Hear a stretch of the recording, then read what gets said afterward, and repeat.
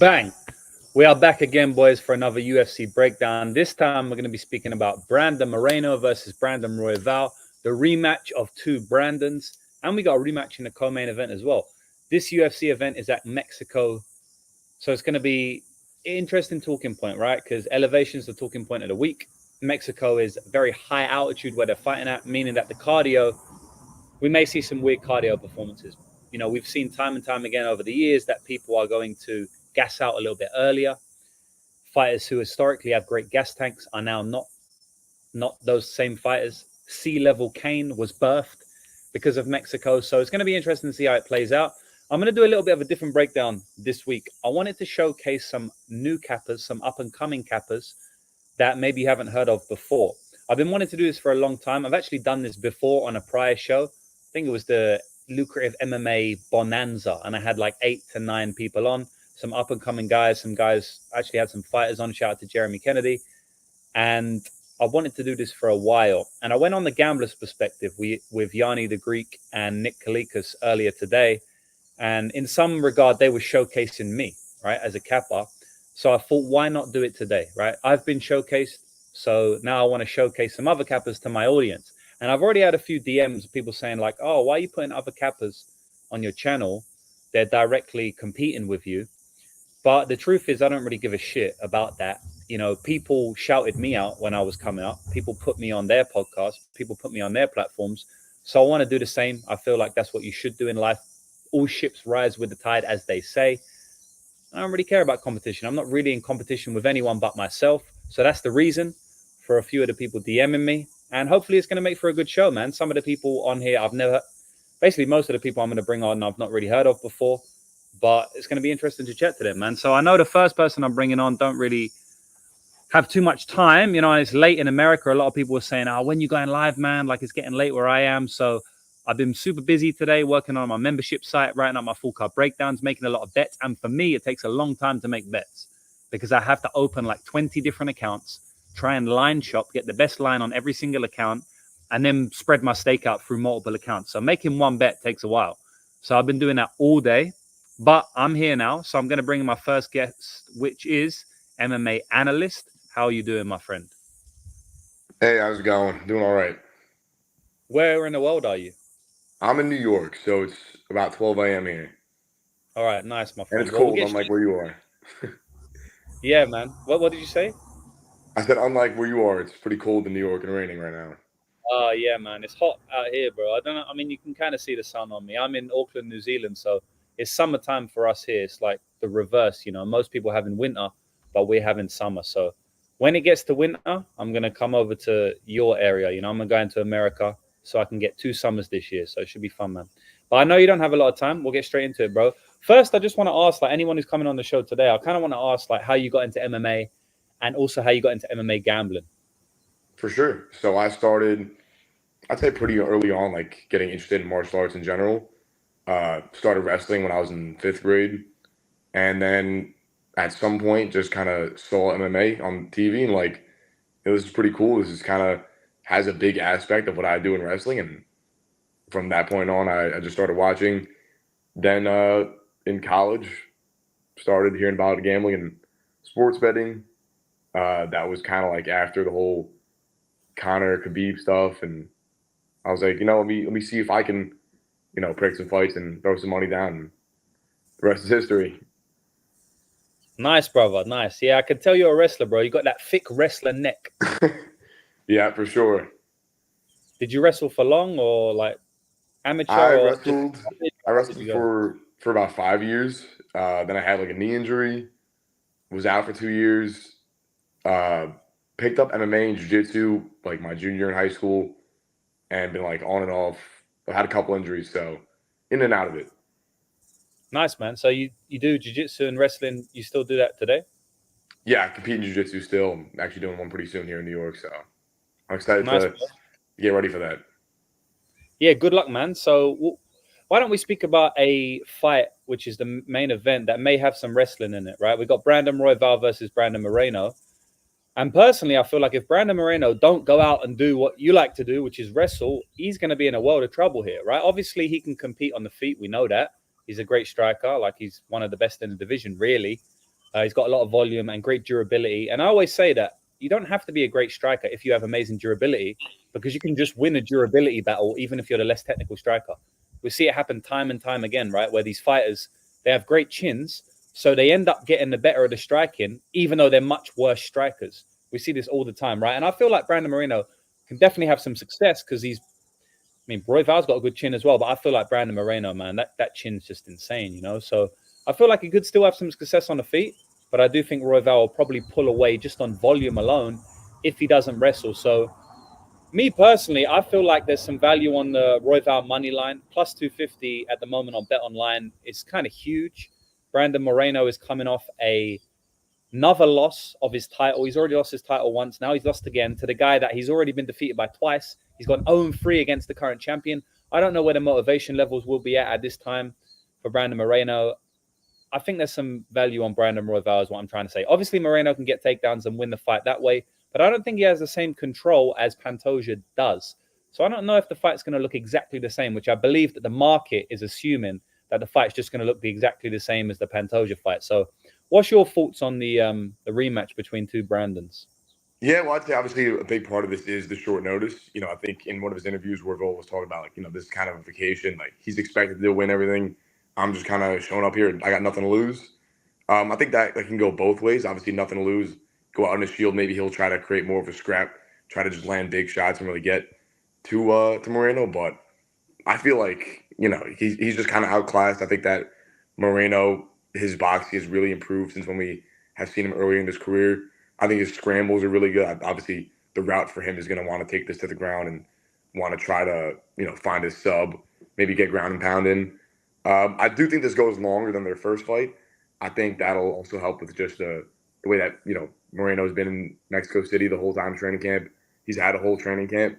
He's going to try and just avoid those early bursts and explosiveness and let Royval burn himself out a little bit, but eventually take over later in the fight. Probably maybe a late finish, but I think the definitely decision is not out of the realm of possibility. Yeah, that's interesting, man, because like Royval's got a great gas tank. He's got a real deep gas tank. So I guess you're thinking like the short notice and it being at elevation and Moreno's. So has Moreno been at elevation? I didn't know he's been at. I know he trains out of Tijuana, but I didn't know he's been at elevation for the training camp. I think he's been at elevation for this camp. I could be wrong, but I think he has been training elevation in Mexico.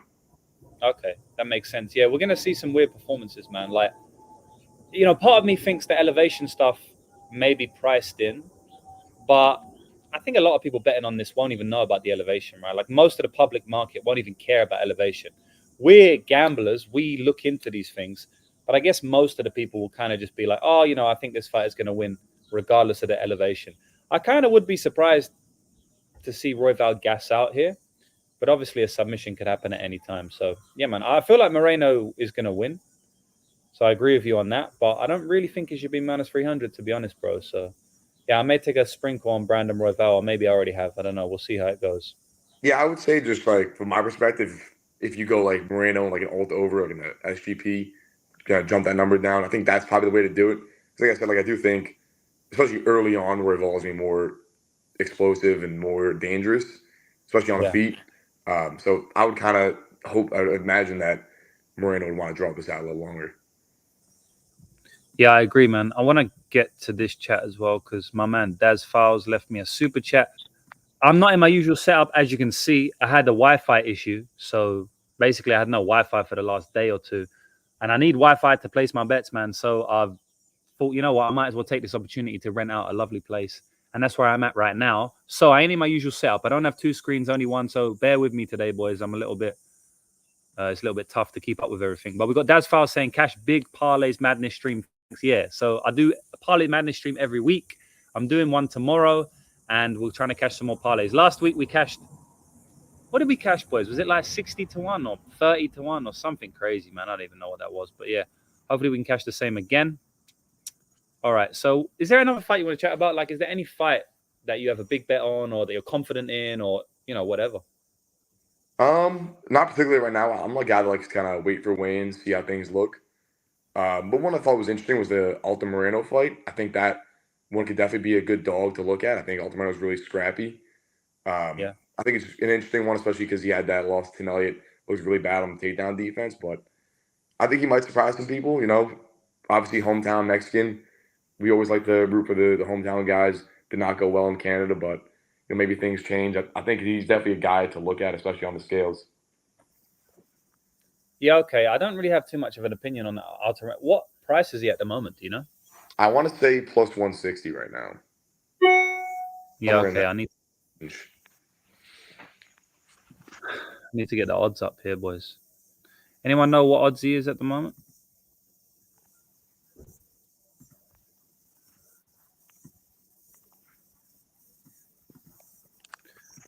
Yeah, so Alton Moreno plus 240, bro. Plus 240, wow. It's moved a lot more. Dos Santos huge favorite. Like, thing is, man, yeah, you're right. The takedown defense probably won't come into play here. I don't really see Dos Santos shooting for a takedown, but Alton Moreno's kind of easily hit on the feet, Like that fight with Salvador wasn't great. I think he was getting clocked a little bit. Got a decent chin, but Dos Santos, I don't know whether Dos Santos is. I don't really know if he, how good he is. Obviously, he came in on short notice against Manel Cape and gave him an amazing fight. And obviously, what we see oftentimes is that when fighters come in on short notice and they perform well in a fight that they're expected to get dominated in, they're very overrated in their next fight. So it could be the case here, man. I mean, guys like minus 300. But That's that was what I'm saying. Like we're overrating him at a minus 300 for a loss. Obviously, he looked good. But Manel Cop also taking that fight on short notice, different fight for him. Yeah, like personally, I kind of think Dos Santos might catch his chin here, but it's kind of funny because the over and under, like the fight to go the distance is minus 200, and I don't really agree with that. Obviously, Dos Santos seems like it's going to be real tough to finish if Cape couldn't finish him, but I kind of like the under in that fight. Flyweight under. You get plus money on it. Yeah, I mean, like I don't have a massive opinion, but if anything, if I was making any bet on that, I'd probably just bet the under. I don't know if you have any opinion on the over or the under. No opinion on the over under at the moment. Like I said, I'll generally wait till weigh-ins, but I thought it was just interesting how wide the line was, especially with the loss from Dos Santos. Obviously, it was against Cop, but it does tend to get overrated a lot. I think in the markets. Yeah, I feel you, man. I think a lot of these guys coming from Brazil this week. There's a lot of, there's a big camp that came from there. I don't think that they acclimatized properly. They came very recently to UFC Mexico City. So it's going to be interesting to see if these guys perform how they usually do. Outside of Lacerda, they just got crazy durability, crazy cardio, and they keep on walking forward. So it's going to be interesting to see if they can do that in Mexico City coming out so late. I would say no, but these guys are superhuman sometimes, so you never really know. Yep, for sure. Yeah, so Gabriella's saying that all shootbox got her in the 17th. That is nothing. That is nothing for, what's that, like a week and a half to prepare at Mexico City? I think they say you need a minimum a month. So, I mean, yeah we're going to see. I think especially guys like Lacerda will really struggle. Lacerda's going to die within a minute, man. You got any takes on that fight? I mean, I feel like that fight's 5 times already. I feel like, it's very hard to play a Lacerda fight. I was sneaky thinking like little flyer on Chires round 2. Maybe Lacerda just goes for broke round 1, gets 5 minutes in, completely gassed, and then round 2 it's over. It's plus 650. Chires 2 is plus 650. That's what I'm saying. Like, that's crazy. Are you sure, bro? I'm positive. I checked it like a few hours ago on DraftKings. Any finish, KO or sub, plus 650 round 2. I kind of like that. It's a very sneaky play if he can just survive for 5 minutes and not, blow out immediately. I mean, that can easily happen. I don't really. Bro, on Bet365 is plus 300. So DraftKings, that's a crazy wide price at the moment. So yeah, I'll have a look around my books, but if 365 is plus 300, it's probably going to be similar on a lot of books. So if you've got DraftKings at the moment, boys, and you can get 650 for round 2, I'd definitely lock that in. I mean, that's kind of like an automatic bet for me because, I mean, yeah, maybe he finishes in round 1, but is either going to finish in round 1 or round 2. So if you can get plus 650 on a minus 400 to finish in round 2, it makes sense to bet him. Yeah, man. So I'll get you out of here pretty soon. I know you don't have long, and obviously I want to get some other people in. So is there anything else you want to say before I get you out of it? Any fights or anything you want to mention in general? Just if anyone wants to check out more of my content, MMA analyst on 00 on Twitter. I got a TikTok page as well. Post there like maybe 1 video a week. Nice. But other than that, just excited for PFL and UFC and good luck on you guys' bets. All right, good stuff, man. Well, thanks for getting in here, bro. We'll do something again in the future. Good luck, brother. For sure. All right, so that was the boy MMA analyst, and man, it's tough to do this with one screen, boys, honestly. But is what it is. So I'm gonna get somebody else in now. And boys, if you've got any questions, any fights or anything, please let me know, because I will answer that. I'm doing about a million things at once, and you know what they say about men. We can't do more than one thing at once. That's why we need a woman to make the sandwich and the beer. That's only a joke, boys. Don't cancel me. All right, so I'm gonna give the link to somebody else now, and we'll get the Dogfather in. I don't know if you're watching it right now, bro, but we're gonna get the Dogfather in. So hopefully you're still around. One thing I will say as well, boys, I know it's a little bit late this week, right? I know I meant to go earlier, but I've been so busy this week, and today I've been super busy. So obviously, everybody in my membership, in my VIP website, where I give them all the bets and predictions, they obviously take priority, right, over like these live streams, because they're paying me monthly. So I've been doing loads of content for that. I've locked in tons of bets, sent out lots of bets to my members, and written up a full card breakdown of the entire UFC card. And tomorrow I'm going to upload the full card breakdown of the entire PFL and Bellator card. And I locked in PFL and Bellator bets. So that took me a long time. It takes me many hours to do all of that. It's a lot of content I put up on the Elite Zone. So that's why it's so late today. So I know a lot of people are DMing me like, yo, I'm in USA. Like, when are you going to go live? When are you going to go live? Well, I'm live now. So that's the reason, boys. So I've sent a link to the next guy. So hopefully he comes in. Dogfather. What else we got going? Charez Lacerda fight to end by sub is plus 140. Yeah, that's not bad, to be honest. That's not bad. James something on Braga Pitbull. Okay, bro. So Braga and Pitbull is a very interesting fight. Obviously, Pitbull's been on a downslide recently, but he's still a very smart fighter. He's still a very technical striker. He still can go to the takedowns, when he feels like it. I don't think he'll be able to get takedowns in this fight. I'm not saying he can't get takedowns. I don't necessarily think he will get takedowns in this fight. So it's going to be very interesting to see how he performs at the ripe old age of 36, coming off a knockout. He's coming off 2 defeats, one against Sergio Pettis, which I bet Sergio Pettis, and then he's coming off quite a bad knockout. So it's going to be interesting to see how he bounces back. Braga, on the other hand, is 26 years old. So we've got like a 10-year age gap in this one. He's 27 or something. So we've got a 10-year age gap. I kind of feel like the fight should be minus 110. So anyone at plus money is probably the side. Braga's plus 130 at the moment. I feel like that's a little bit wide. But I could see outs for both fighters to win, to be honest. I don't have like a massive opinion on who's going to win the fight. But my opinion is kind of that both fighters should be minus 110. But without further ado, we're going to get in the next guest. And his name is the Dogfather. So maybe he'll give us some good underdogs this time out. Dog, how you doing, brother? Good, man. How's it going? Nice pool in the background. You like you're having a nice day? Yeah, it's not a bad day. It's been real busy, man. I know it looks all glitz and glamour, but to be honest, bro, I've just been here doing work all day. So, I haven't had a chance to enjoy the pool or anything, but maybe after this. Better place to do work than my office in the house. So I kudos to that, Things could be worse, as always. Yeah, exactly, bro. I'm not complaining. So, your name's the Dogfather, my man. So, is that because you love underdogs or you love dogs in general, or where did your name come from? It's probably self-explanatory, but just let me know. Yeah, I love dogs. I have a Newfoundland, which is like 140-pound, 50-pound, like Mastiff. So he's like passed out here in the back.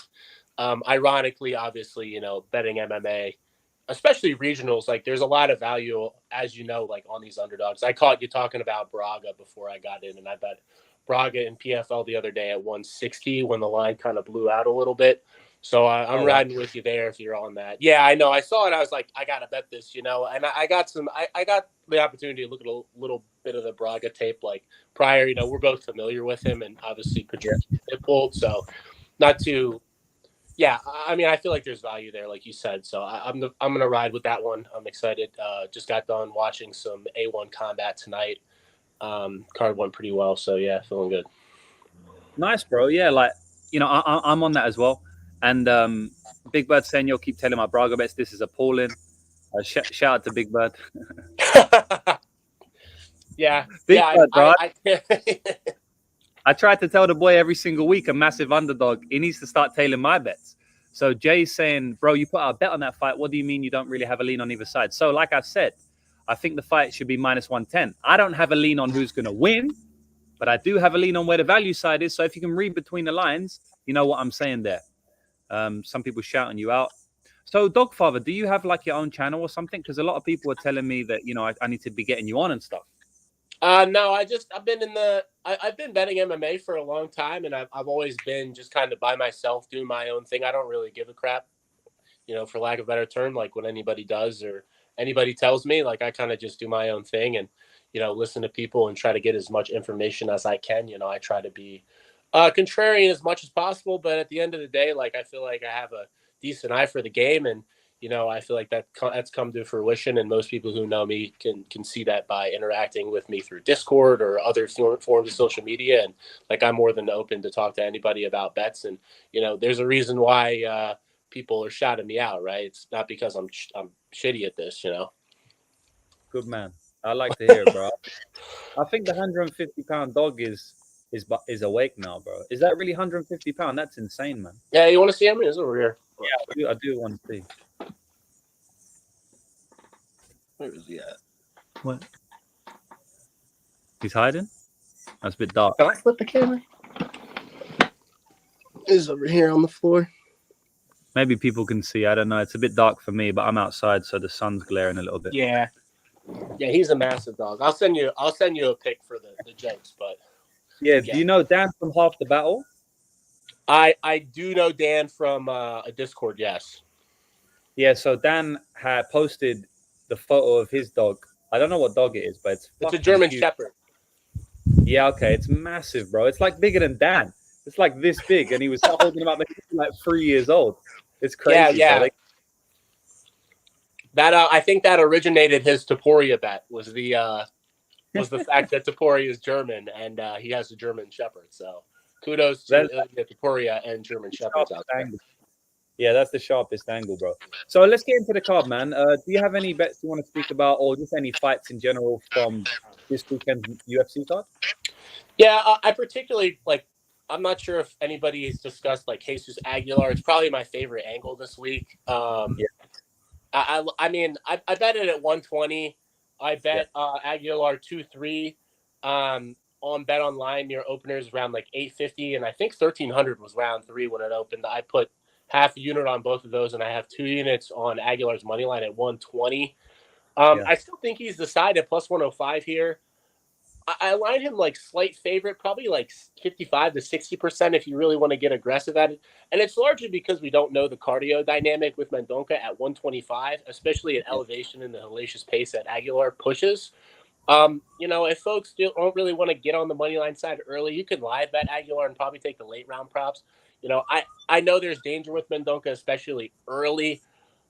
But I feel like Aguilar's a pretty durable guy. It's MMA, right? Anything can happen. But I feel like as this fight plays out, like, you know, if this fight gets out of the first round, like 7 out of 10 times, Aguilar's probably cooking this dude late, and he gets stuck on his back. So even if he doesn't finish, I feel like there's a lot of top time upside here, and I feel like there's a lot of finish upside here, especially round 2, round 3. Mendonca, big weight cut at elevation.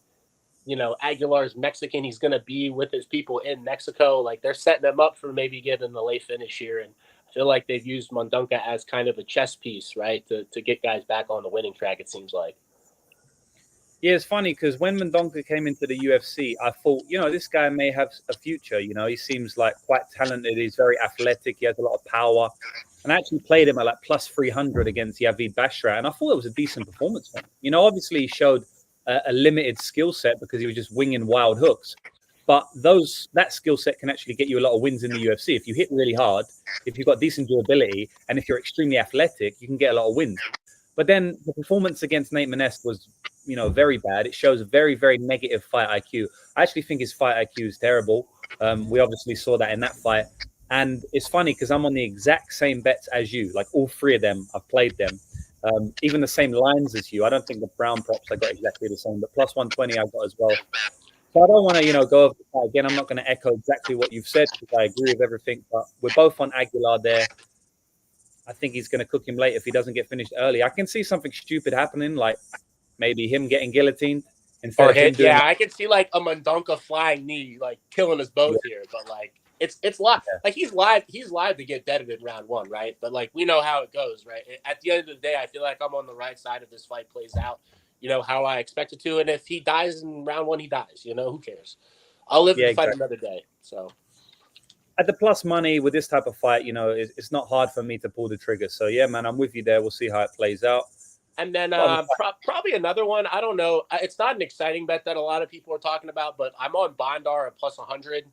Yeah, Um, I think Rodriguez does have some skills, but like I can't get the Contender Series performance out of my head. The dude he loses to is Jerome Rivera is just not UFC level in my opinion. And he kind of got outstruck by him, and then he's fighting pretty low level competition on Lux Fight League, and he's not separating himself.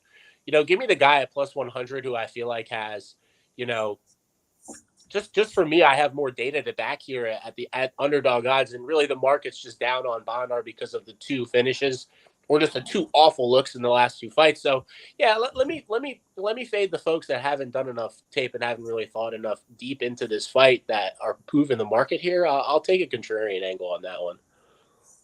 completely agree again. We see the fight exactly the same. Hopefully it works out this weekend. We're probably going to have a lot of money or have no money this weekend. So, I mean, Hey, for me, last week, with the name, obviously, with favorites rolling last week was pretty awful for me. My round line leans were good, like the bets that I placed on round totals and stuff were good. But I think I went pretty underdog heavy. I played like 5 underdogs, obviously lost every yeah, single underdog bet, and I didn't bet to Korea because I love Volk, and that was just yeah, kind of like I can't bet either side because of emotions, and I'll just pass. And of fair course, enough. all favorites roll. And I can get into the point of times where like we as gamblers we try to learn where we see like value, but is there value if there's no possibility that this fighter is going to like win or optimize their win condition as well. And I feel like in a lot of those spots, the fighters that I bet on like Neil and Dern or even Andre Lee, it's like they didn't really optimize their win condition. Lee didn't go in and shoot takedowns with somebody who has poor takedown defense.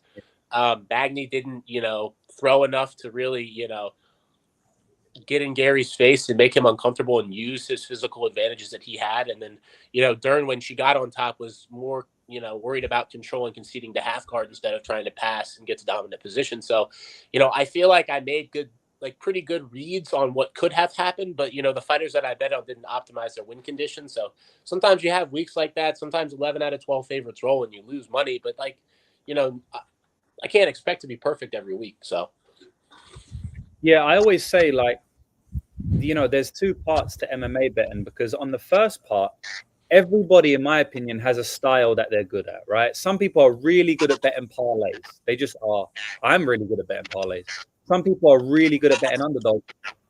And so you really want to hone in on what you're good at because, no matter how long you've been gambling, in my opinion, you're always going to have some type of style that you revert to and are best at. Your eye is always going to be, different than someone else's eye, and that's where you can get your edge.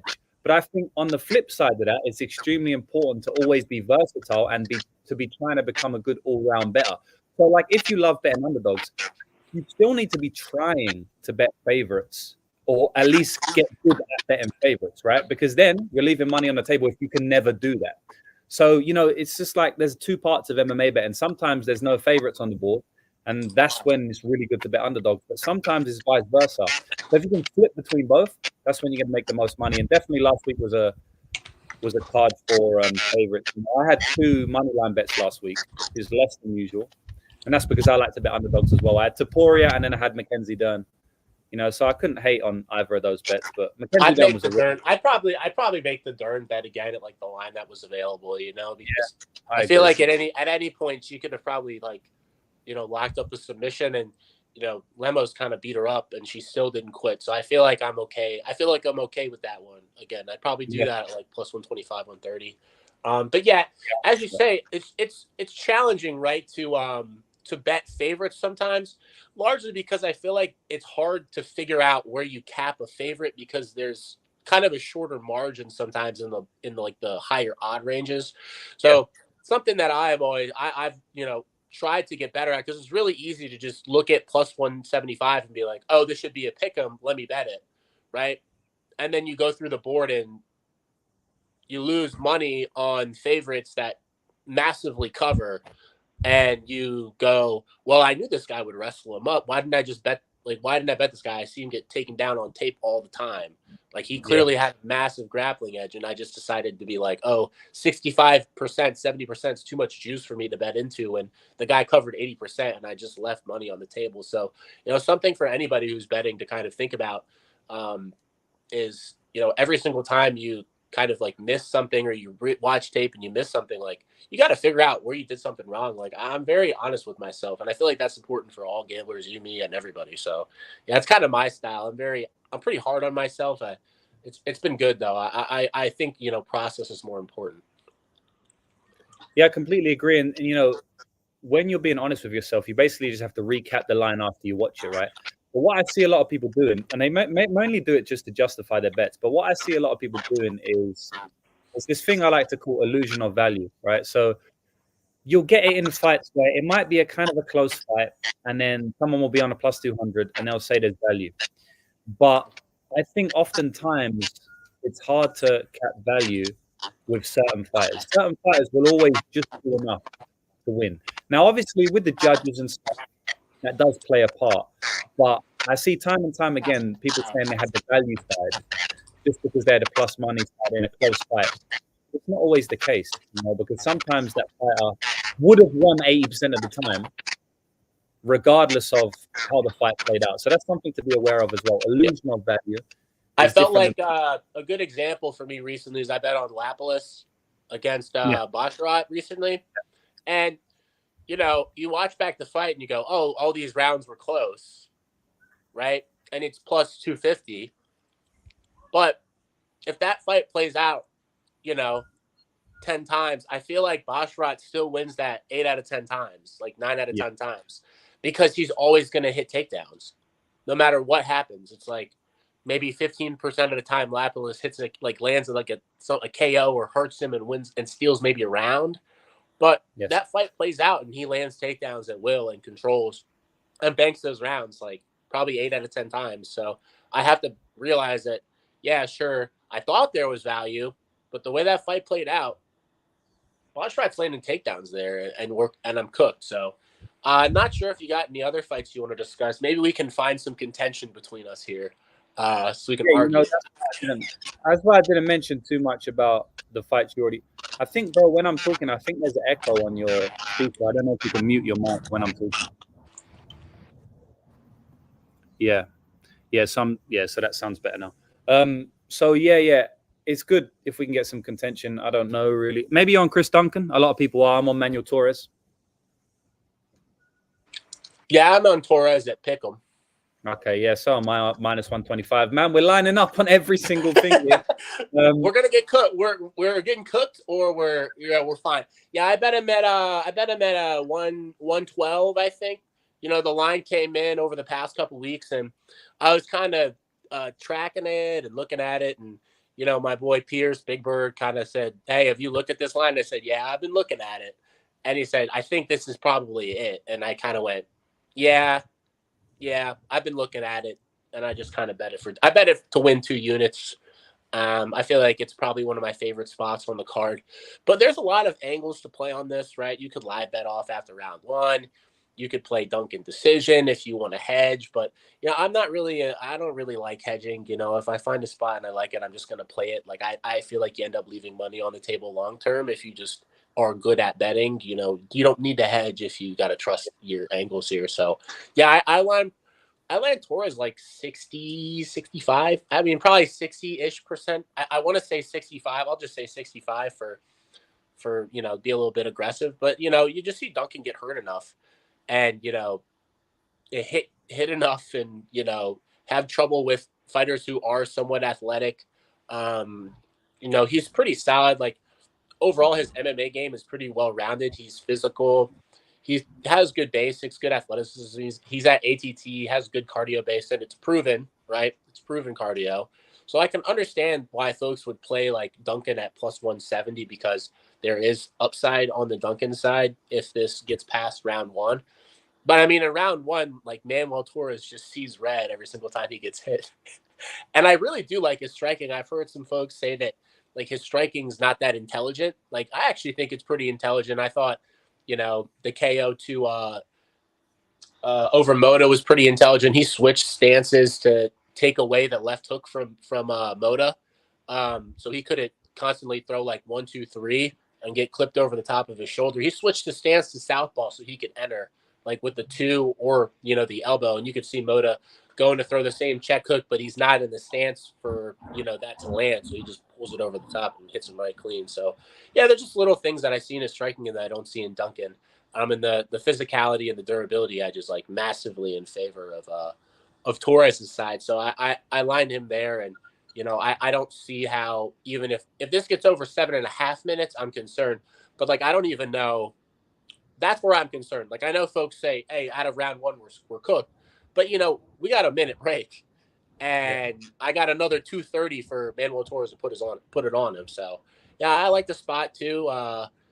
We got to find a fight that we disagree on so we both don't lose this weekend, Yeah, well, I agree with what you're saying with the Torres one. And, it's funny because you could just mute your mic, bro. Sorry.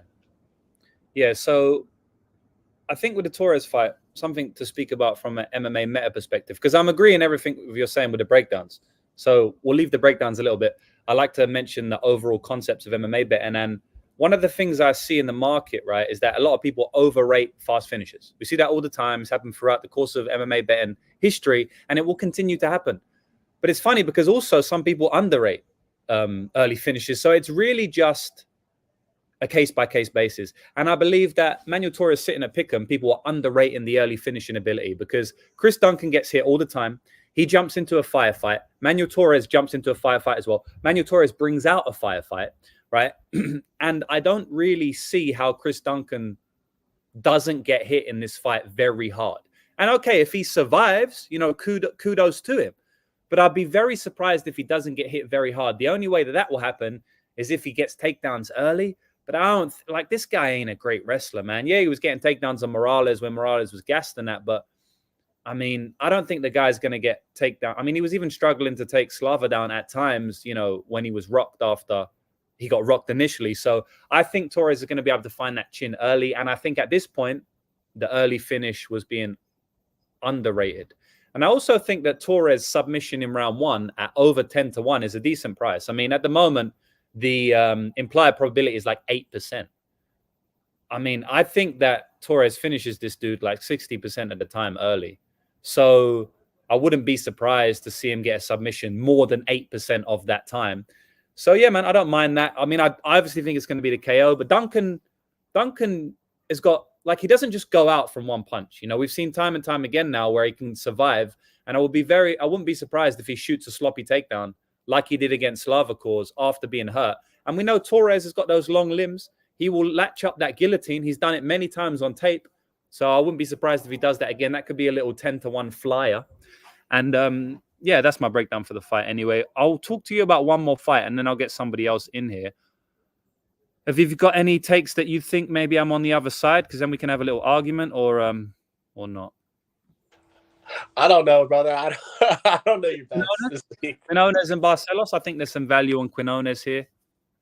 I'm on the. I played the under when it was around Pick'em here. Yeah. I think the under had value up to like 55. Being a little more aggressive, like 60%. Just with how Quinones fights, he's pretty aggressive. He's got heavy hands. There's concerns for me on the Barcelos durability side, and then obviously with the age.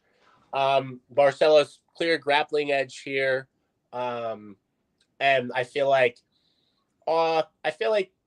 if you're fading the durability concerns and like the age gap, you lean Quinones, right? Like clearly Barcelos may have regressed. To what level we don't know because the level of competition is very high. So I chose to stay away because I don't really know where each guy is at, to be honest, right? Like I know Quinones is good, but for me, this feels like a bit of a step up for him. And then Barcelos, I'm really not interested in investing in a 36-year-old fighter that, might be regressing. I don't know.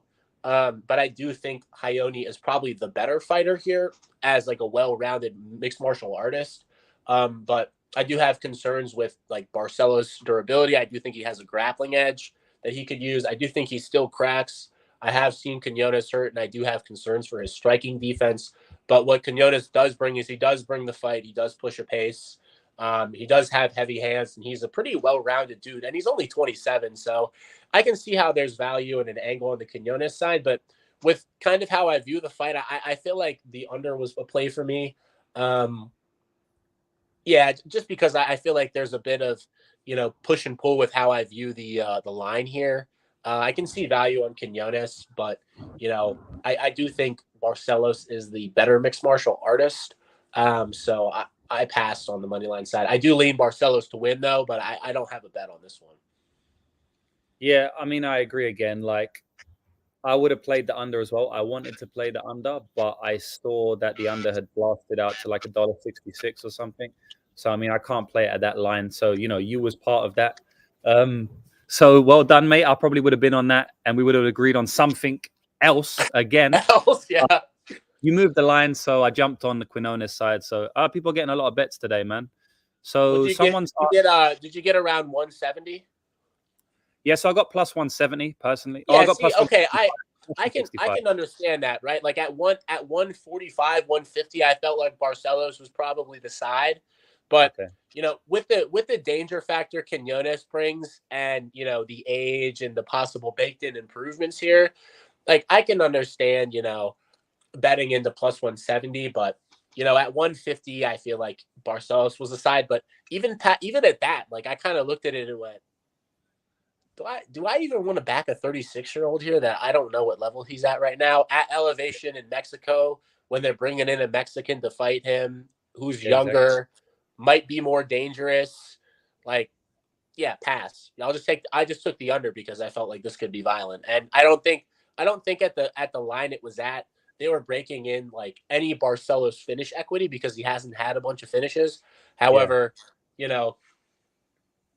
look who he's fighting, right? Like he's also hurting guys too. It's not like, he's, not a dangerous fighter. It's like, look at his level of competition. It's like, have these guys been finished often? It's like, no, Yeah. But Quinones, in my opinion, is a guy who is like a level that I think he could finish. But at the current line, right, it's like you have to kind of side with Quinones. I don't really have any interest in betting, minus 200 juice favorites that are 36 years old. I'll pass. Yeah, exactly. There's better spots on the card than that, man. Like, I just feel like Quinones has a great style to beat Hayoni at this point in time. Now, he ain't got a great like overall. His level of MMA is not great to beat Hayoni, but you know what happens when these fighters get older. You don't have to be great level. You can just get a win just because you have a good style. You hit really hard, for example. And so maybe you're way worse fighter, but you hit so hard and you win the fight. So I think that's going to happen here. I do lean the Quinones KO, but I also could see him just win based on damage, honestly. So I don't rule out his decision equity in this spot at all. Just like the Victor Henry fight, where he's just losing on damage. And I could see that happening here as well. I also think Barcelos is going to try and get him to the ground here. I think he's going to try and wrestle. And I think that could play into him gassing out if he doesn't get a finish. Obviously, at Mexico, at altitude as well, coming in at 30, whatever years old, cutting down to bantamweight again. It's like, it's a tough ask for Barcelos at minus 200 or whatever I faded. So we'll see, man. Well, listen, bro, it's been really good having you. I can tell that you know what you're talking about, which is cool. Someone's asking for your Twitter. Please give your Twitter, bro, and anything else you want to shout out before you go. No, thanks for having me on. I'll this guy can DM me on Twitter. It's just like the Dog Father on Twitter. I'm in a bunch of Discords with, folks, Big Steve, Pierce, a lot of guys that are very sharp in the game. So try to bounce ideas off them as much as I can. So you can find me on Twitter. I'm in the MMA GOAT Clubhouse, which is a Discord that I'm in where I give out bets and betting advice to folks who might be a little bit younger than me who are trying to learn how to bet. And I tell them to not bet over 0.5 minus 600 in a parlay because that's stupid. That those type of bettors who really just kind of like need somebody to just like, hey, like watch the tape and like try to figure out where you think there's value, and that's how you figure it out. Like 5% edge, 10% edge, like 1 unit, 2 unit, 3, whatever you want to have your betting strategy and bankroll management. Like there's a strategy to betting that makes it very simple for anybody. So nice, bro. You're doing a good work. So everyone go and follow my man Dogfather, bro. We'll get you back in when I do one of these in the future. And good luck on the weekend, bro. I think we're both gonna be cashing big, or as you said, losing, man. So fingers crossed. That's out of our control. Who cares? At the end of the day, the process is the process, and if we lose, we lose. If they die, they die. If they win, they win. So take it as it comes. Yes, sir. All right, thanks for being on, bro. All right, there we go, boys. That was the Dogfather. Jorge saying dog. So I'm gonna get someone else in now. And boys, if I've said I'm gonna get you in on the DMs on Twitter and you're watching me right now, I'm doing my best to get everybody in. So apologies if I've not sent the stream to you, but I'm gonna send the stream to someone else now. If you're watching, Cody, if you're watching, I'm gonna give you the stream right now. Boys, you got any questions while I'm doing this? And I'll answer before I get our next guest in.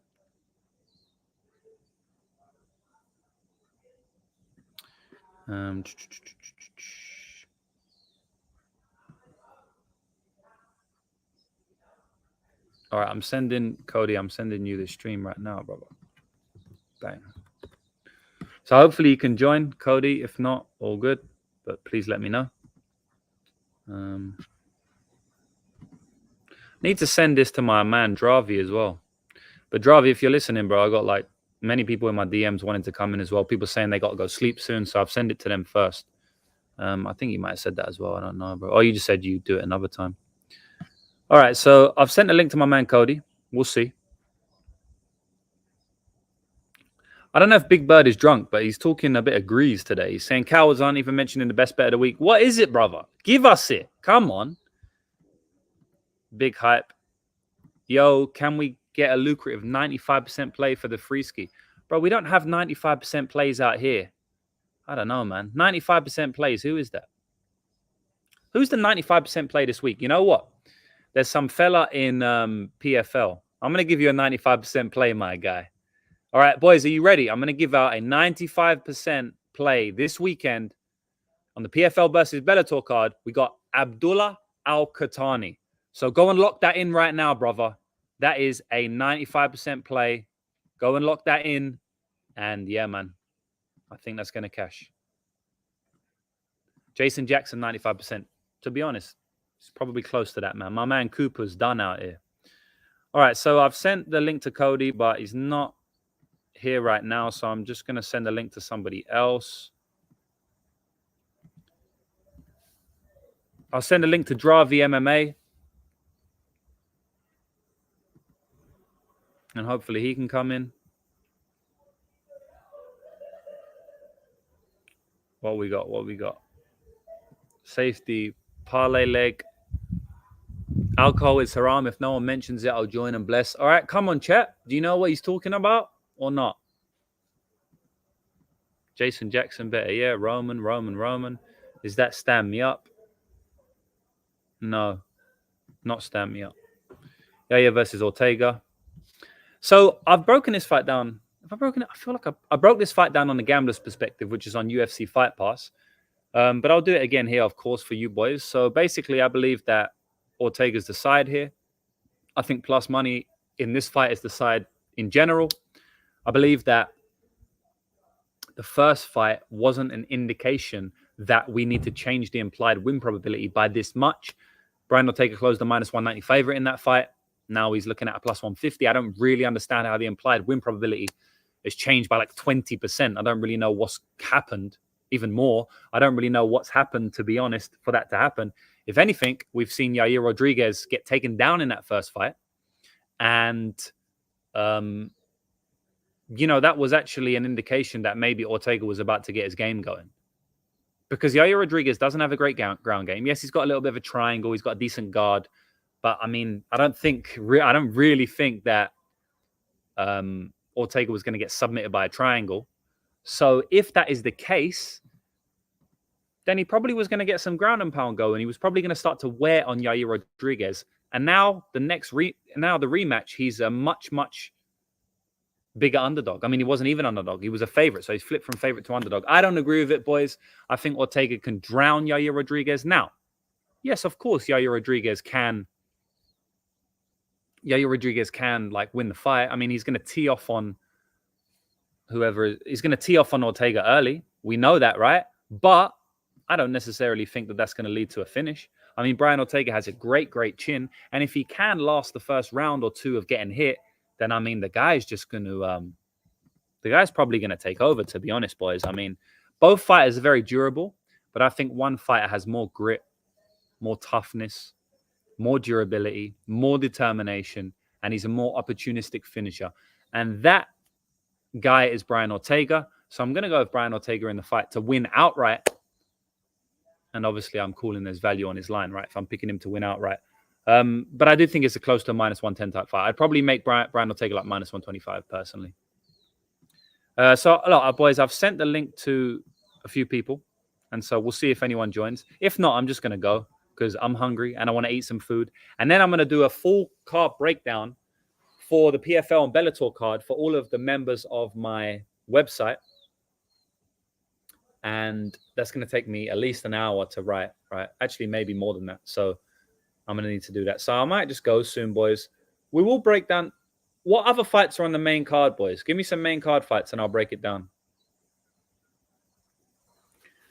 Leon is saying you're not scared that Ortega hasn't finished anyone, let alone one in years. No, not really, bro. Because I mean, I've seen the fight already, you know, and I didn't think Brian Ortega was doing that bad in that fight.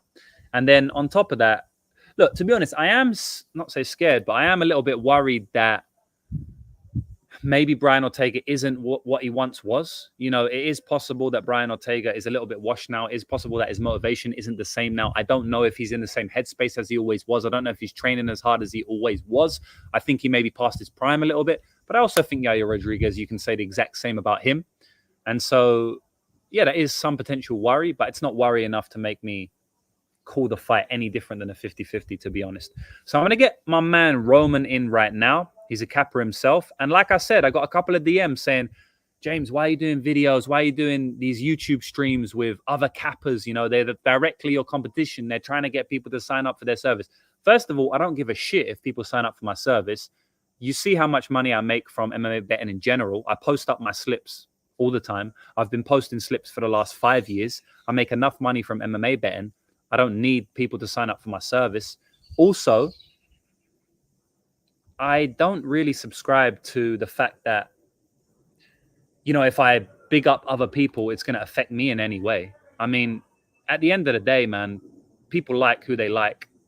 And I want to showcase other people because I was showcased once. And it's just a good thing to do, man. It's all love out here, man. I ain't one of these motherfucking haters. So with that being said, I'm going to bring my man Roman now. He looks like he's set up. Roman Kappa. How are you doing, brother? Good. How are you? Yeah, doing well, my friend. Where are you in the world? I live in Florida, like in Panhandle. Nice, bro. Thanks for joining, man. I appreciate it. So is Where it are you always at? hot? Yeah, I'm it in New is. Zealand. New Zealand. Okay. I was thinking like Cali or something, or Mexico or something. Looks nice I'm over there. looking like I'm in Mexico right now, hey, bro. Yeah. I'm in Mexico, but we're about to make a lot of money in Mexico, hopefully. Yeah. And Yeah. Hopefully. hopefully you can help us do that, bro. So I don't know if there's any specific fight you want to get down, you know, speak about, or, you know, any specific bet you have or free bet you want to give out for the guys or whatnot. But, you know, the floor is yours, man. Let me know what you want to talk about. Yeah. I was really interested in Manuel Torres at -125. That absolutely ballooned to -200. Honestly, I don't even know if he's worth -200, but I do want to talk about the -125 price. He should have the better cardio when it comes to like two guys. Like Chris Duncan loves to wrestle. He loves to get the fight to the mat. I don't believe he'll be able to, and I feel like with the elevation, I know like we've talked about the elevation like for the entire hour you've been live, but like the elevation is going to be a serious thing. Chris Duncan's by fight day, he's going to only have been in the Mexico for 10 days, and then Manuel Torres has been training there. So obviously he's from Mexico, so I really do like the minus 125 number. But I know that someone smacked it, or I don't know what happened there. But I do love that number. Yeah, who knows what happened there, bro? But I'm on the same side as you. Wouldn't it be funny if we saw Manuel Torres go out there and just out cardio Chris Duncan, dominate him in round 2 and round 3? You know the sentiment, bro. I mean, he's never been out around one. Well, he hasn't been out around 1 in a long, long time. So everyone's expecting him to gas. I think everybody on the Chris Duncan side is saying that we're betting him because he's going to win round 2 and round 3 if it gets there. So you mentioned something interesting. You said that you think he's got the better cardio. And you kind of mentioned maybe in a striking fight. So do you want to expand on that a little bit? Because it's hard for me to Yes. know, what his cardio is. Yeah, so I mean, I know that the main problem that he had, I wish I could remember the fight. I'm gonna look it up, but the main problem that people had with Torres was against. Let me look it up. Um, it was against Camacho, around the 2 minute mark. Yeah. Torres, they separated. Torres was breathing in real like heavy breaths. He ends up finding the finish. But I think that Torres looks better as the fight goes on. The fights that he has been, because I have looked at the like fights before the UFC on Fight Pass. He has looked better as the fight goes on. I didn't like how much Duncan pretty much let Yanal, even with the broken hand after the first round, he kind of did nothing with Yanal for 3 whole rounds. Torres isn't Yeah. going to be able to give him that pace. That's the reason why Duncan looked good and looked good for 3 rounds, was because of that pace. Chris Duncan hasn't fought anybody that's going to bring that pace except for the Contender Series. Um, I'm terrible with the names. Charlie Um, Campbell yeah, or Slav. Campbell, where he should have been knocked out. Campbell, he should have been knocked out in round 1. Campbell got caught. It happens. But Manuel Torres, even though he is hittable, I don't see him getting caught this week. Yeah, man, I completely agree with you. Like, I think, what I will say on the cardio issue is that there's a big sentiment, right, that, if Manuel Torres gets out around 1, he's fucked. But, I mean, I disagree with it. First of all, just like the Dogfather said, we have a minute break, right? So even if he is fucked out around 1, he's probably still got a minute or 2 in round 2, right? And I'll just say that. And then second of all, we don't know how the boy's cardio is. You can't just instantly assume that it'll be bad. Like you said, maybe it's based on the Camacho fight, but I mean, man, like the guy, he wasn't dead. Do you know what I mean? You got to Yeah. give him some benefit of the doubt. We've seen time and time again where fighters get second wins. We've also seen time and time again where fighters look tired, but they just push through fatigue very well. Mohamed Naimov, who's on the card, kind of does that as well. We see that in the Wood fight. And, even Nicholas Dalby, the guy looks gassed after 1 minute, but then he goes 15 minutes. So I don't think you can just instantly say Manuel Torres is going to gas out. So I'm with you, bro. I'm on the Torres side. I actually got the exact price that you said as well. Okay. I have a question on, now that you mentioned Naimov. Do you think that he's a minus 600 this week? No, I don't. I don't think that he should be a minus 600. It's very hard for me to get to the window on Eric Silva. But, bro, Yeah. I'll be lying. I'd be lying if I say I wasn't thinking about it. So what do you think about that fight? You might be able to convince me, man, because I'm kind of close to pulling the I really don't want to do it. So at that price, honestly, I would rather convince you on Sam Hughes. Sam Hughes is at the same price, basically, 425. There's just a lot of things about. So I guess I'll start on that first fight. You said Eric Silva. I wouldn't touch Silva money line. I'd probably just end up touching Silva by submission. I Yeah. think that Naimov probably KOs him, but minus 600 is too much. Um, I could see Silva getting a submission. I mean, Silva hasn't looked bad, like especially in his fights. Obviously, it's not UFC, but when he does go UFC, that wasn't a terrible fight against TJ Brown. I honestly didn't hate it. He put himself in bad situations, especially in round 2 and round 3. But that first round was very competitive. And we don't know what the card is going to look like for Naimov. I wasn't honestly too impressed with his fight against Wood, because there was a lot of like cheating. There was him grabbing the fence. It was the cup shots. It was um, at the end of the fight where he's holding on to Wood's gloves when Wood might have finished him there. There's a lot of things that just like I don't know. Like I don't know. Like I don't know if you do like NBA and NFL, but like there's such thing as like luck rankings or whatever. Yeah. I feel like Naimov's got to be the highest. Like he's winning these fights, but like I don't know. It's not convincingly, you know. Yeah, I completely agree, man. His Malarkey fight, he just got the knockout out of nowhere. Well done to him. And then the Wood fight, it was weird. Like, it was kind of impressive the way he was ragdolling Wood, and it kind Hmm. of told me that maybe Wood shouldn't be at 145, which a lot of people thought prior to him moving up. So that was kind of impressive, but it was also pretty random because I mean he also got taken down in that fight multiple times. He's been taken down multiple times before. He didn't look good in his contender series matchup back in the day against Colin Anglin. I don't really rate him as a fighter overall. Minus 600 is a bit crazy, to be honest. So yeah, man, I agree with you there. It might, like, Eric Silva maybe just fought bad because it was his debut, but then there was that other fight where he went late and he got finished as well. But he Yeah, has been training in UFC. He has been training in Mexico, I think, and he's been training with like Moreno and all of them lot. So man, Diego Lopez. yeah, Diego Lopez. I wouldn't be surprised to see him come out there and perform better than he did against TJ Brown. And TJ Brown, I know he's not the worst fighter of all time. Like, he will grapple you, and like you said, it Yeah, wasn't a terrible. Like, it was a pretty back and forth fight. I know he lost 2 rounds to nil, and then he got finished in the third round. But actually, if you watch the fight and don't just look at the scorecards, he was still competitive at times. He landed on TJ Brown many times.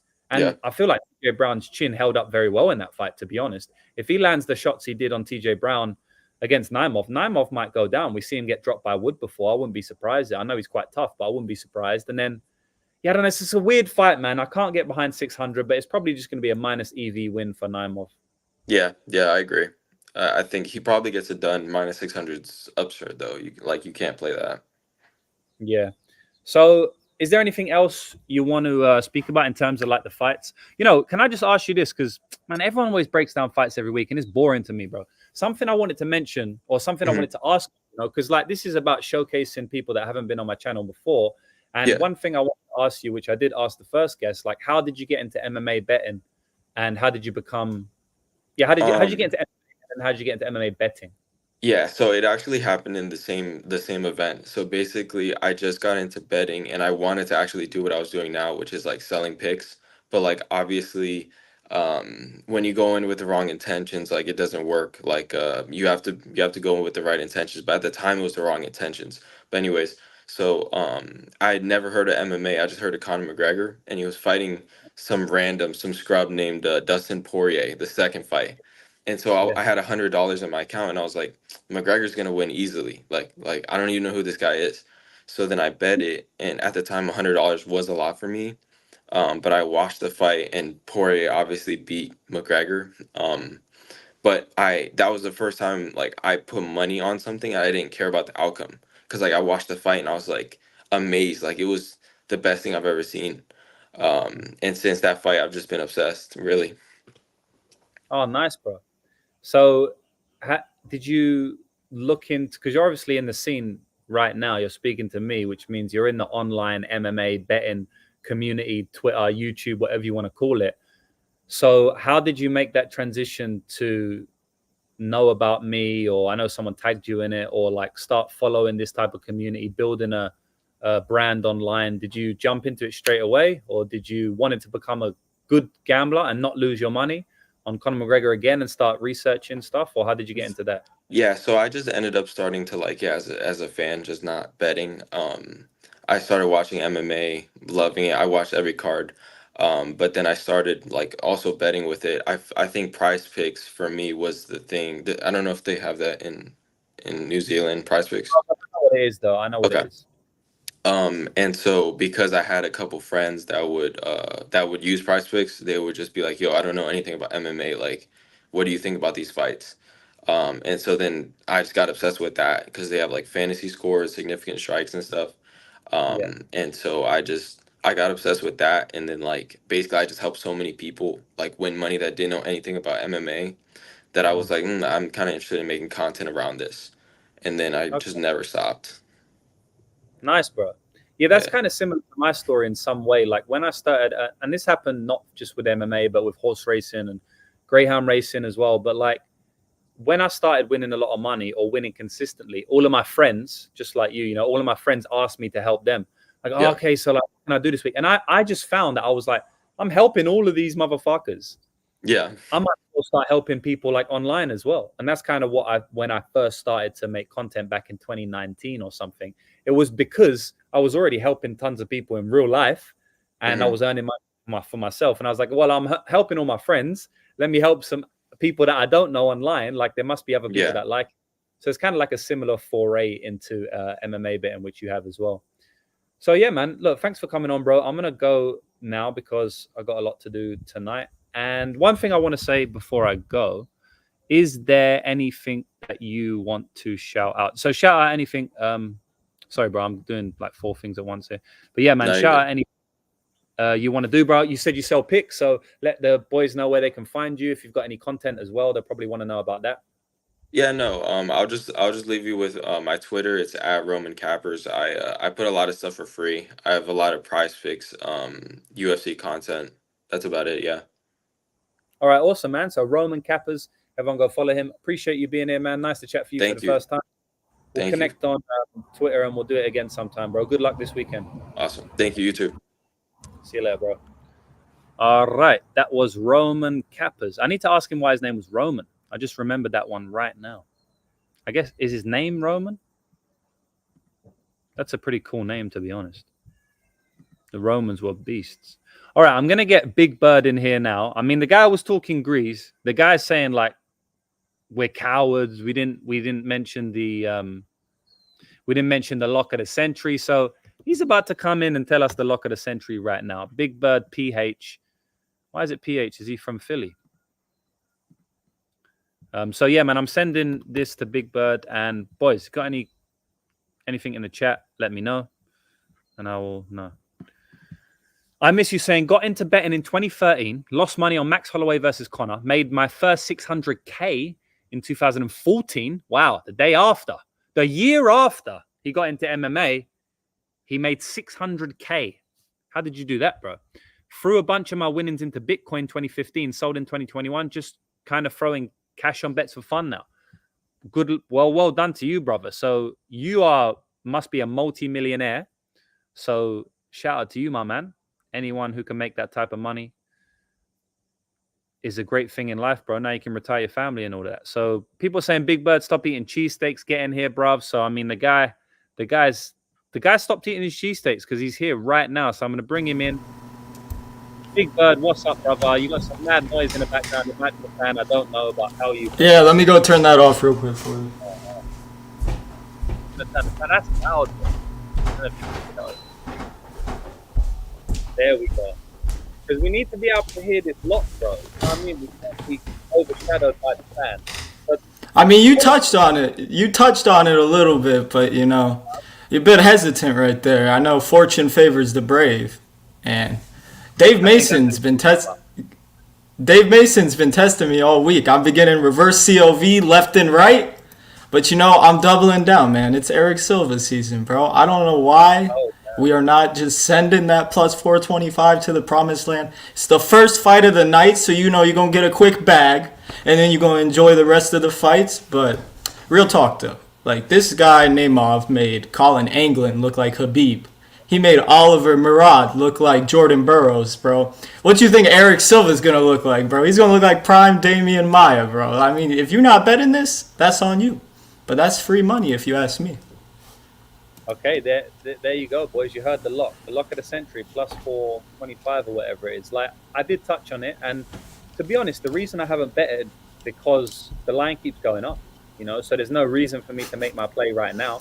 It was plus 300, then me and you speak on Telegram, and I think you messaged like, yo, this plus 300 now or something, and then it was like plus 350. Then it was bro, I bet plus 255 just for like a half unit for fun, and then now next thing you know, it's fucking Thursday, and I got $1,000 on this guy. But we're sending it.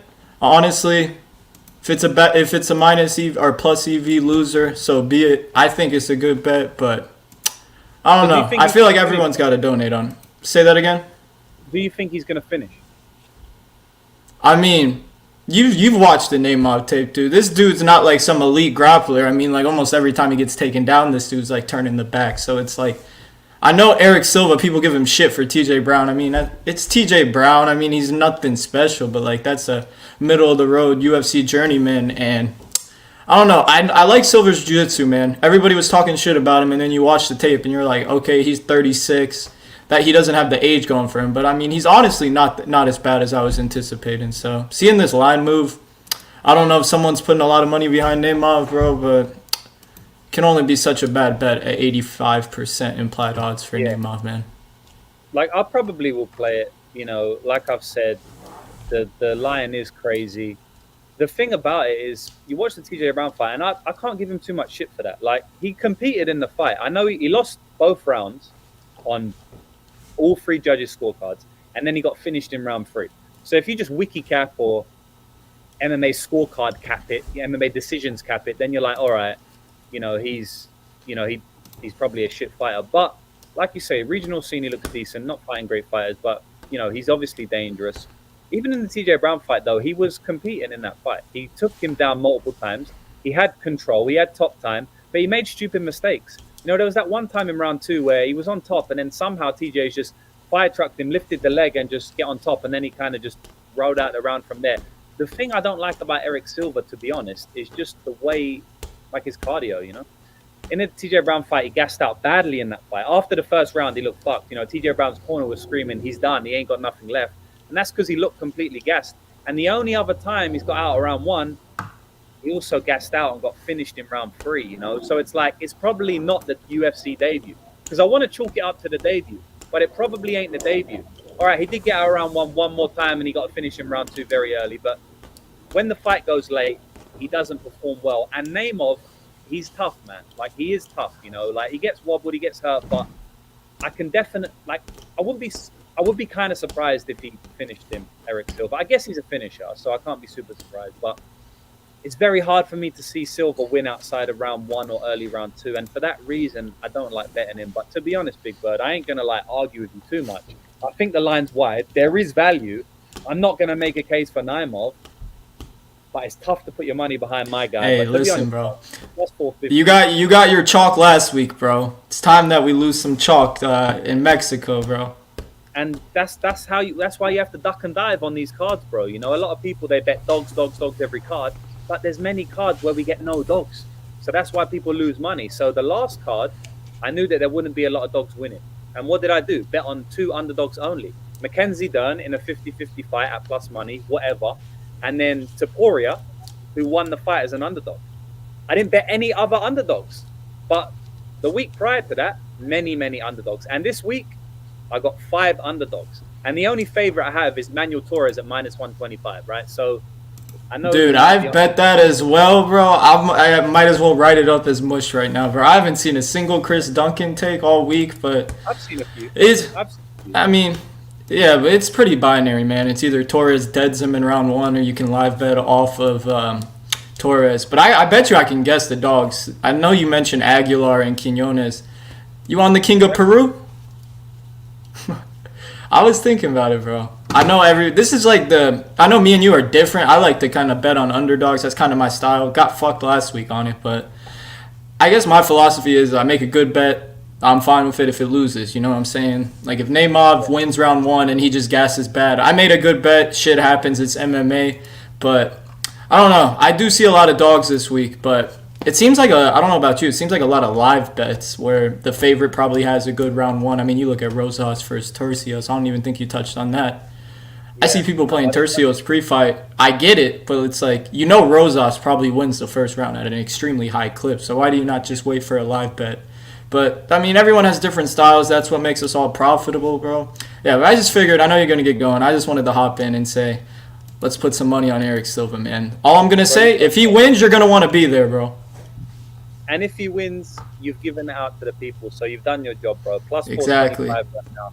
By the way, full disclosure, I will be playing Eric Silva in some regard because, there's value on there. Sub 1, bro. Sub 1's like 17-1, bro.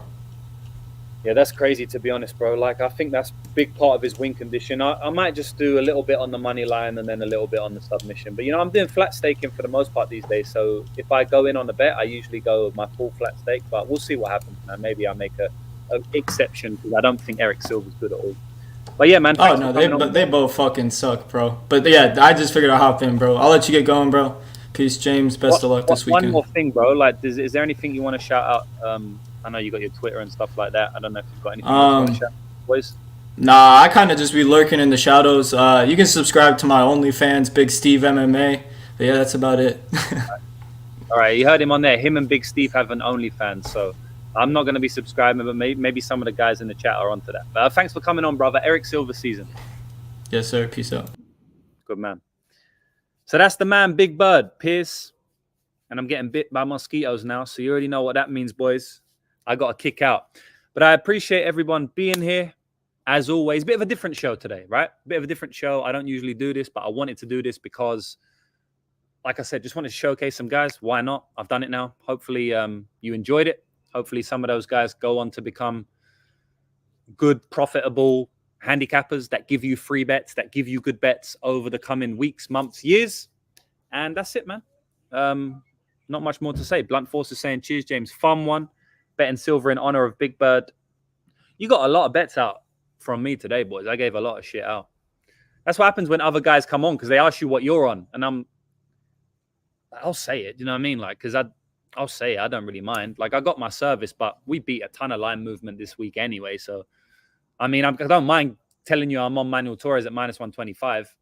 And boys, I always bless you guys anyway, man. I give out free shit all the time, man. Every single week, tons of it. So it is what it is. My guy Spencer James saying Ali Walsh under 1.5. Normally 3-minute fights and he still hits the under. Now he has 7.5 minutes to find a finish. So is this a what is this a professional fight, bro? Is this his first pro fight? Yeah. Because I haven't even looked into the one because like the guy is what -1,000, -1,000 or something. So I just didn't even look into it, to be honest, bro. I will do though. I think he's worse than -1,000, boys. Eric Silver season, said no one ever. Pro debut. Yeah, I'll look into it, man. I've left that one to last. There's a lot of tape study this week, man. There's a fucking hell of a lot. So may you never leave us, James. One day I will have to, but it's not today. So we still going to cash tickets. How will altitude affect this fight? It's in Mexico City. What fight? Eric Silver fight? Eric Silver fight is going to affect Eric Silver even more. Probably going to gas out even earlier. But, Naimov ain't 600, so we can all agree on that. I don't think anyone is making a case for Naimov at 600. And if you are, please let me know. And that's it, boys. I'm going to go now. Thanks for being here. I'll be back tomorrow. I'm going to do my parlay stream tomorrow, Parlay Madness. But to be honest, boys, I don't know exactly when I'm going to do it because I need 2 screens for that. So it's going to be tough for me to do. I can't do it here. So while I'm here, I can't do it. So maybe I'll get 2 screens somehow and didn't do the Parlay Madness stream. But yeah, man. I'll be back tomorrow if I can get 2 screens. But we got to keep the streak up for the Parlay Madness. We can't leave a Parlay Madness because we've been smashing it this year. And talking of smashing it, if you want to smash it with me, you can go to lucrativemmabetting.com or click the link in my bio. Sign up with me. Get all of my picks. I got 17 bets on this card, boys. 17. I actually have more, but I've took them down because some of the bets I've bet on fight to win in round 2 and round 3. So I've just collated that and made it one bet, basically. But yeah, man, I got 17 bets this weekend on UFC alone. Then I already have 3 on PFL and Bellator. And I'm going to add more tomorrow. So if you want all of those bets, then go to the link in the bio. Other than that, good luck to everyone. And that's it, man. See you later, boys.